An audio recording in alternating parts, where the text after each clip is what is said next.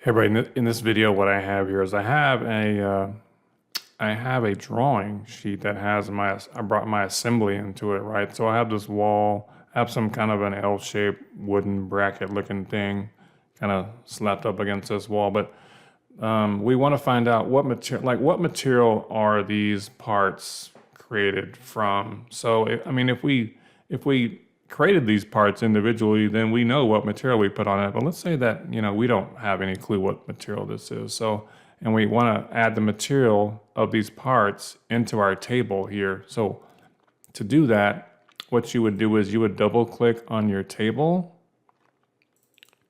and that's going to open up this kind of a dialog box. So here's kind of the items in our table. So we have the item numbers, the quantity, the part number, description. So we want to add a material column to our table. So what you would do is you would click this first icon here where it says column chooser, and then look in the list. So this is all the properties that you can bring in. So I'm going to scroll down to where you see material.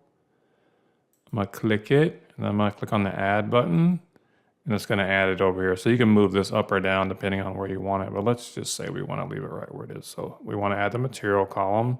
I'm going to click OK. I'm going to click apply. OK again. So now you can see, if I zoom in here, you can kind of see what materials those items are. So this block here is titanium. This kind of L-shaped bracket looking thingy, that material is wood oak. So that's kind of how you find the materials like so in and add it into the table. All right, so I hope that helped. Peace out.